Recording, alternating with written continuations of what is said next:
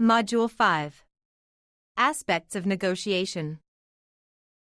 Pluralistic power. Pluralistic power refers to multiple power sources within a society, organization, or community. Negotiations in a pluralistic power context involve engaging with and managing multiple stakeholders' interests and power dynamics. In such situations, negotiation skills are essential to building consensus and reaching agreements that balance the interests of all parties involved. One of the critical challenges in negotiating in a pluralistic power context is the need to acknowledge and respect the diversity of viewpoints, interests, and power dynamics at play. Negotiators must recognize that each stakeholder brings a unique perspective and that their power and influence are shaped by various factors, including their social status, economic resources, and political affiliations. Successful negotiation in pluralistic power contexts requires effective communication, active listening, and navigating complex power dynamics. Negotiators must be skilled in identifying shared interests and values and conflict areas to craft mutually beneficial and sustainable agreements. One strategy for negotiating in pluralistic power contexts is building trust and relationships with all parties involved. This involves creating an environment of openness and transparency where all stakeholders feel comfortable sharing their perspectives and concerns. Negotiators must also be willing to make concessions and compromises to reach agreements that meet the needs of all parties involved. Negotiating in pluralistic power contexts requires communication skills, relationship building, and a deep understanding of complex power dynamics. By acknowledging and respecting the diversity of interests and viewpoints of all stakeholders, negotiators can create inclusive and sustainable solutions while fostering trust and collaboration among all parties involved. Suboptimal negotiation. Negotiation is a process that involves two or more parties who come together to reach a mutually acceptable agreement. However, sometimes the negotiation results in a different outcome, which can disappoint both parties. A suboptimal negotiation outcome occurs when the outcome falls short of one or both parties' expectations and fails to meet their needs and interests. There are several reasons why a suboptimal negotiation outcome may occur. One of the main reasons is a need for more preparation. They can negotiate effectively if both parties fully understand their needs and interests. Another reason is a lack of trust between the parties, which can lead to a breakdown in communication and a failure to reach a mutually acceptable agreement. A suboptimal negotiation outcome can have several negative consequences. For one, it can damage the relationship between the parties, as one or both may feel that their needs were not adequately met. This can result in a breakdown in future negotiations and a loss of opportunities for both parties. Additionally, a suboptimal negotiation outcome can lead to frustration, anger, and disappointment, affecting the parties' overall well-being. Both parties must prepare adequately, establish trust, and communicate effectively to avoid a suboptimal negotiation outcome.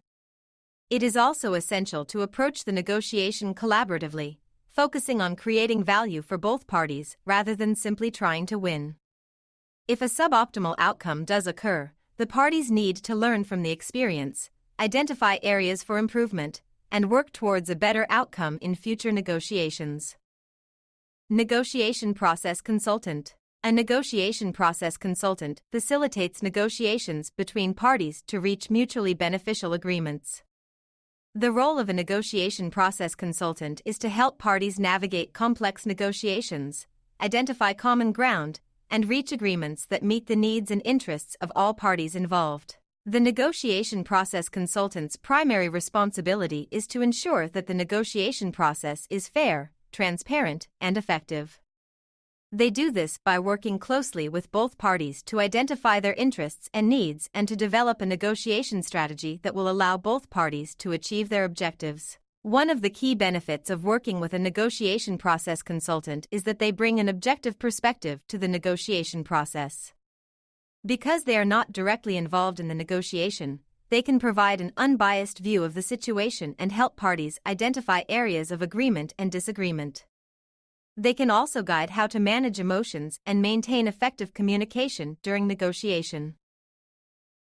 The negotiation process consultant also helps parties to develop and implement effective negotiation strategies. This includes helping parties to identify their strengths and weaknesses, as well as the strengths and weaknesses of the other party.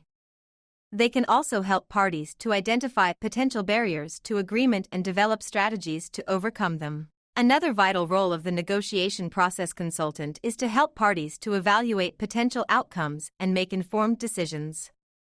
They can guide the risks and benefits of negotiation strategies and the potential consequences of not reaching an agreement. They can also help parties assess the agreement's long-term impact on their interests and needs. Overall, the role of a negotiation process consultant is to facilitate negotiations that result in mutually beneficial agreements. By providing an objective perspective, developing effective negotiation strategies, and helping parties to make informed decisions, they help to ensure that negotiations are fair, transparent, and effective. Negotiating when the other side has more power. Negotiation is a process where two or more parties come together to reach a mutually beneficial agreement. However, in some cases, one party may hold more power or leverage in the negotiation, making it more challenging for the other party. When negotiating with a party with more power, it is essential to use specific techniques to level the playing field and achieve a positive outcome. Here are some negotiation techniques that can be effective when negotiating with a party that has more power. Preparation. Research the other party's goals, objectives, and interests thoroughly. This will help you identify areas of agreement and disagreement and develop a negotiation strategy. BATNA. Develop a best alternative to a negotiated agreement, or BATNA. This will provide you with a fallback position if negotiations fail. Identify your strengths. Identify your strengths and areas where you have leverage. For example, you must negotiate power if you have a unique product or service that the other party needs. Focus on the other party's interests. Identify the other party's interests and needs, and try to find creative solutions that meet both parties' needs. Use objective criteria. Use objective criteria, such as market prices or industry standards, to support your position. This can help to level the playing field and make the negotiation more objective. Use active listening. Listen to the other party's concerns and interests, and ask questions to clarify their position. This can help you to find common ground and identify areas for compromise. Control the agenda. Take control of the negotiation agenda by setting clear objectives and timelines. This can help you to avoid being pushed into a corner by the other party. Persuasive style in negotiations. A persuasive style in negotiation involves using various tactics to influence the other party's behavior or decisions. This style is often used when the negotiator has limited power or resources and, therefore, must rely on their ability to persuade the other party. Some common tactics used in a persuasive style include appealing to emotions, presenting facts and evidence, and making concessions to gain the other party's trust. However, it is essential to note that while a persuasive style can be effective in some cases, it may not always lead to a mutually beneficial agreement. Therefore, negotiators should approach this style cautiously and be mindful of the potential risks and limitations. Peripheral message routes. In persuasion, the peripheral route involves the processing of messages based on cues and factors other than the actual content of the message. This could include things like the message's source, the speaker's attractiveness, or the overall tone and style of the communication. Messages should appeal to emotions, desires, and other non-rational factors to foster the peripheral route rather than relying solely on logical arguments and evidence. This can be a practical approach when dealing with audiences with a weak background or interest in the subject matter or when time is limited and a quick decision is required. Negotiations within a relationship that may never end. Negotiating within relationships that may never end requires a different approach than those with a finite timeline.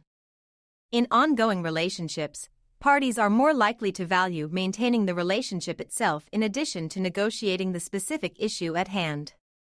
Communication, respect, and empathy become even more critical factors in maintaining a successful negotiation within an ongoing relationship. Parties must work to build trust and understanding while considering the long-term impact of their decisions. Collaboration and creativity can also play a more significant role in finding mutually beneficial solutions that allow the relationship to continue successfully. Parties must find ways to preserve the relationship while working towards a resolution that meets their needs and interests. Changes in negotiation dynamics. Existing relationships can significantly influence the dynamics of a negotiation. When parties have an established history, it can affect their level of trust, communication style, and willingness to compromise. For example, in a negotiation between two business partners, a history of successful collaborations can lead to more open communication and a greater willingness to find mutually beneficial solutions. On the other hand, if there have been past conflicts or mistrust, establishing a productive negotiation process may be more challenging. In such situations, addressing and resolving past issues may be necessary before moving forward with the current negotiation. Overall, existing relationships can either facilitate or hinder the negotiation process and should be considered by all parties involved. Relationship negotiations. In relationship negotiation, resolving simple distributive issues can significantly impact future decisions.